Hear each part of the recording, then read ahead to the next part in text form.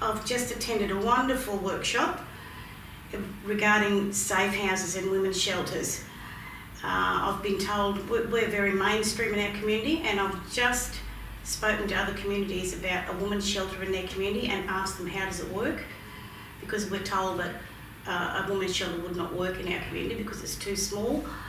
Totally disagree with that, so I'm going to take this back to my community and push some buttons and try to get a women's shelter established in our community for our women, rather than taking them away from their communities and which disconnects them. And I'll tell you next year if I get a women's shelter for Cunnamulla.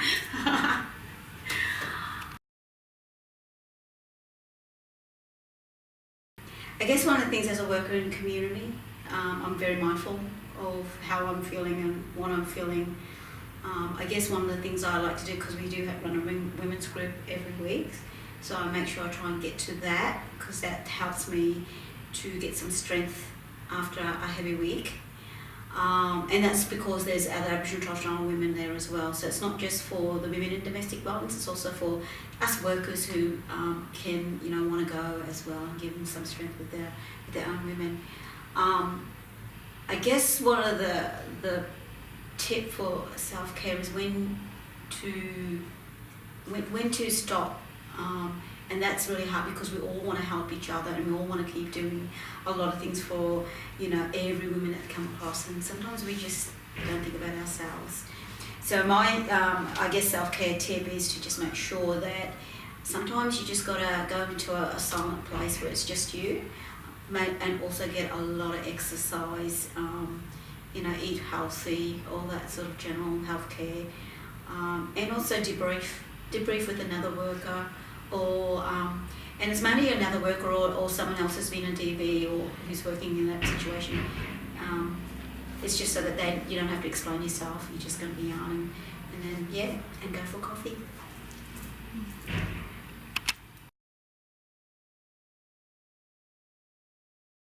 If you're working in Indigenous communities, it's really important to get to know your community. And most Indigenous communities will have a cultural awareness training suited, especially designed for that community. So if you're dedicated to looking after that particular community, it's very important that you look at the local community awareness program and tap into the local staffs that are within that community as well, because they're the ones who can give you that guidance on how to approach elders and family groups, and how best to teach you about skills that you need to have when you're actually approaching families and working with them, in particular around family violence, because it's such a sensitive issue. So, adhere to local cultural laws and understanding, but you won't gain that until you actually meet with the local people and leaders within the community. And, you need to build a rapport with the community as well as the people, because, unless you have that, you'll find that people won't open up to you. And it's really important to build up that rapport so that there's an element of trust, so they can communicate freely with you. And that takes time. So, if you're looking at going into particularly Indigenous communities that are remote, it's really important to be considerate that, you spend at least a year within those communities, no less than a year, because, you find that you'll never settle into that role appropriately, and culturally appropriately too, and it just makes it such a big struggle. And then families have to put up with then having to adjust to a different person. So anyone wanting to go into family violence in communities needs to take a lot of these things into consideration.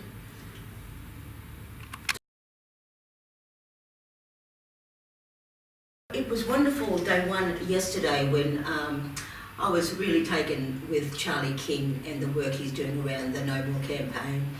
I seen that flash across my emails in my workspace at work, but I didn't really stop to think what really it is until I heard Mr. King speak yesterday.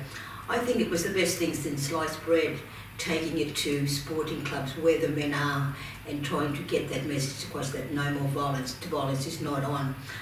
That really hit home for me yesterday because I know how that can work for lots of our sporting clubs in Brisbane and the communities that I work with. So that was a wonderful piece of information for me yesterday.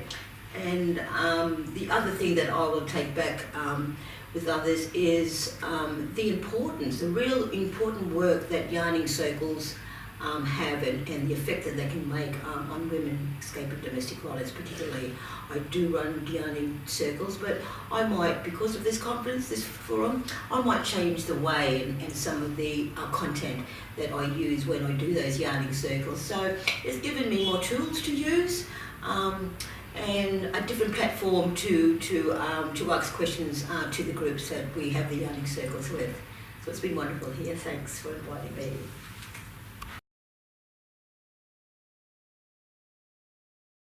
It's brought together a lot of different ideas and ways of working with families, individuals, domestic violence and children. So it's important that we do the networking. When I talk about networking, it's not just talking about it, it's trying to find a way of some of the advice I give and some of the advice that has been given to me by other workers in Queensland, from the Delegates communities, from the remote places such as Mornington Island, all these people in that turn, the work they do. It's because I'm from Brisbane, so it's very easy for me to say, well, I can just do what I need to do because I have the resources around me.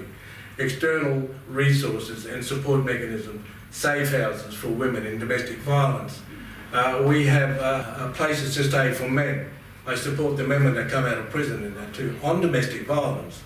So it's a very important issue, not only in South East Queensland, obviously in that too as well. But this forum has given me more information and how to actually do better in my work. And as I say, I've been doing this for 12 years now, so it's an important factor of what I do. I need to have a purpose for the work I do. And I do it in a very cultural way. It's not the sort of out of the textbook way I do my work. It's very cryptic. So it's a roundabout way, but it's also respectful and making sure the people and the person I'm supporting and helping have a safe place.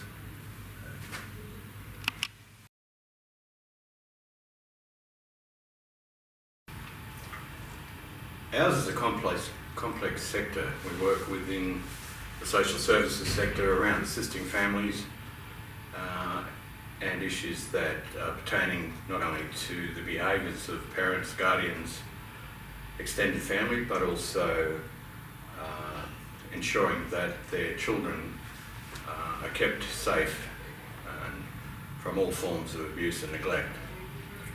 The greater difficulty of our work is around, sometimes it's not always quite clear because children can be suffering from behavioural issues themselves, whether it's ADHD or autism or Asperger's syndrome, even to the effect where a child is born with deformities, where the parents find it hard pressed to care for those babies from birth right through to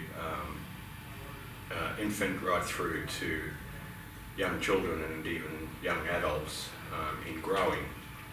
It's amazing because new workers coming into our sector, certainly through what it is that we do on the ground to assist families and children, there's a great difficulty around to engage families and to point them in the right direction by referring them to specialist services on the ground. Now those specialist services could range from a whole range of services, whether it's health issues, whether it's mental health issues, whether it's drug and alcohol abuse issues, whether it's children simply not attending school and dropping out at an early age. In most cases it's around children when they reach high school or even year 5, 6, that they tend to think that schooling's not for them per se. The problem with that is that in this ever rapidly changing world, we all need an education to go from where we need to be as a child right through to young adulthood. The other constraint that we find in our work is information technology has taken hold around a lot of our young. It's problematic that parents would, as an example, purchase an iPhone or an iPad for a child as young as 10, 11 years of age. And it's because parents are so busy these days, either with their work and with their professional jobs, and it's hard pressed to support children simply. It's far easier in the 21st century to say, here's an iPad, go up to your room and don't bother us. So how I would advise new workers, certainly with the work that we do on the ground, is that it's a patient, resilient exercise.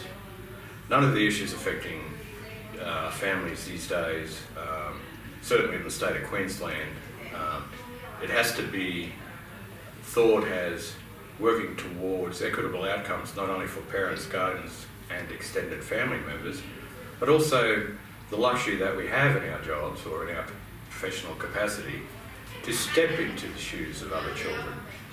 And it gives a great insight into what is plaguing families.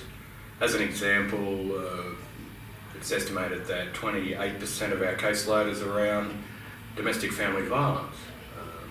Up to 35% of our caseload is around the insidious use of alcohol abuse, methamphetamine use, illicit drug use, and about 15% of our caseload is around the behaviours of children themselves. And it's hard pressed to understand why our kids these days are sort of falling by the wayside and why their behavioural issues affecting every single member of the extended family, immediate family, social friends and family. So our work is paramount to ensuring that children are able to enter into young adulthood and thereby, with a good education, and thereby find their way in this ever rapidly changing world. So the advice I would provide for new workers within our field, take it easy, put your seatbelt on and enjoy the ride.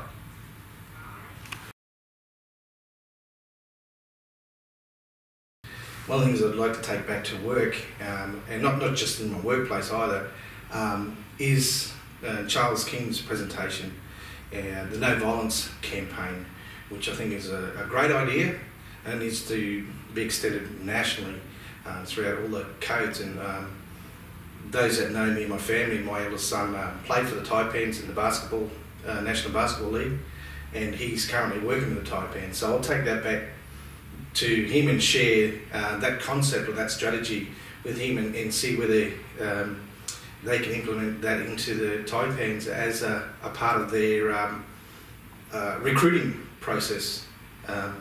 It's a wonderful idea, and if we can, not only the basketball, but there's a lot of Indigenous people that play Aussie rules, as well as rugby league up there. So linking up, not just in basketball itself, but getting the different codes to link up together and make that stand against domestic violence.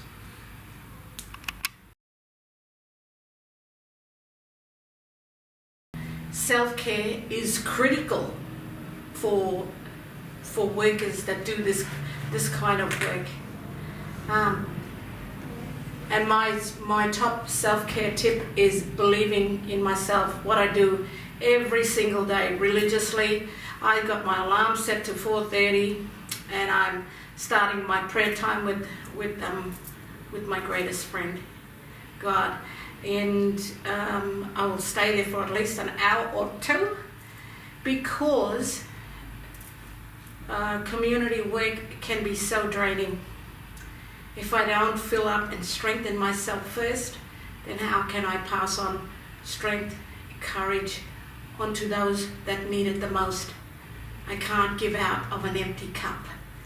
So yeah, I make sure that I'm eating well, getting good rest, because these things are critical. I think of a story of a close auntie of mine who just gave out into her grandchildren, and then one day when they came home, they found her in a not a good place. She was with all the children. So I say You there who's listening to me, take care of you first. You are most important. Right.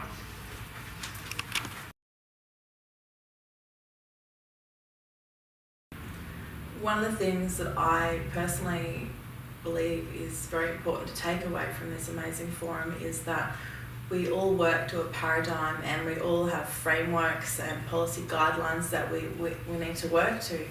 And despite needing to work to these, it does not mean by any means that we can't question them, we can't challenge and contest them, we can't discuss them. I encourage everyone to go to their superiors, go to their colleagues, go to everyone upline, downline, go to everyone, talk about them, open things up, because without discussion there won't ever be change.